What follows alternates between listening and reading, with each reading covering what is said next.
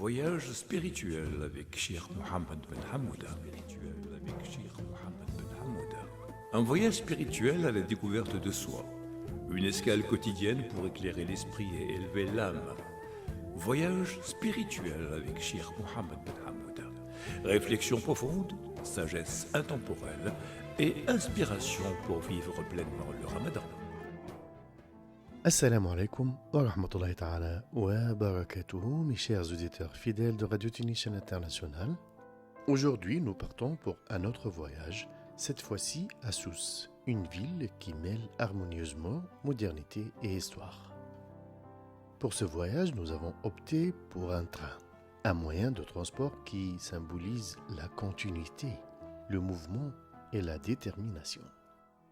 Le train, mes chers amis, nous emmène à travers la campagne tunisienne, doucement et régulièrement, tout comme le Ramadan, qui, bien qu'intense, nous invite à avancer pas à pas vers la spiritualité.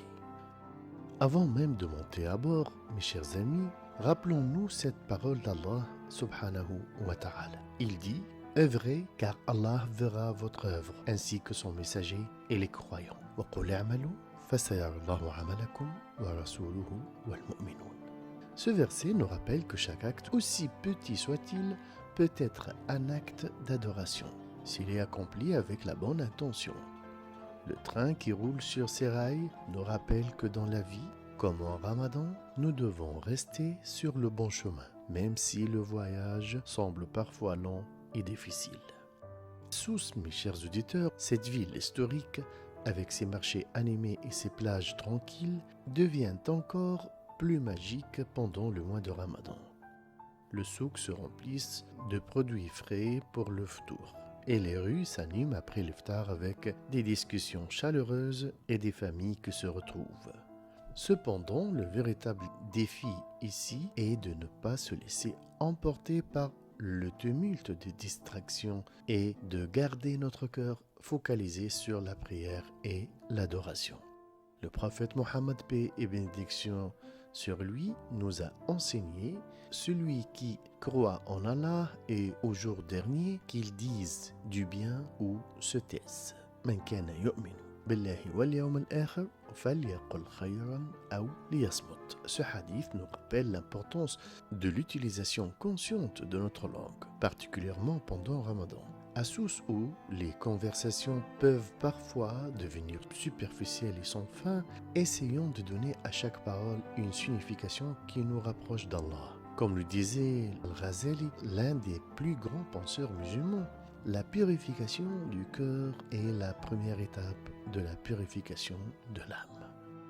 Le Ramadan est l'occasion de purifier non seulement notre corps, mais aussi nos pensées, nos paroles et nos actions. Mes chers auditeurs, voici quelques conseils pratiques pour un Ramadan plus spirituel à Sousse et partout en Tunisie. Transformez votre train de vie. Le train symbolise la régularité. Chers amis, essayez de structurer votre journée pendant Ramadan de manière à inclure des moments de prière, de lecture du Coran et de dhikr, tout comme une marche en douceur mais continue vers la rédemption. Deuxièmement, ralentissez à l'heure du ftour. Ne laissez pas l'agitation de l'iftar vous emporter. Prenez le temps de savourer chaque bouchée et de méditer sur la bénédiction de l'eau et des aliments. Cela vous aidera à garder votre cœur et votre esprit apaisés.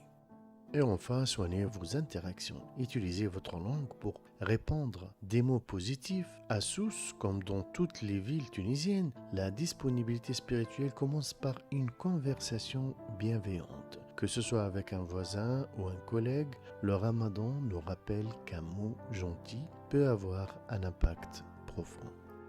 Chers auditeurs, cette semaine, je vous invite à observer votre manière de parler. À chaque fois que vous vous apprêtez à dire quelque chose, demandez-vous si cela va améliorer votre journée spirituellement ou si c'est simplement un bruit de fond. Gardez votre langue en harmonie avec votre cœur et votre foi. Essayez de ne prononcer que des paroles qui rapprochent les autres d'Allah.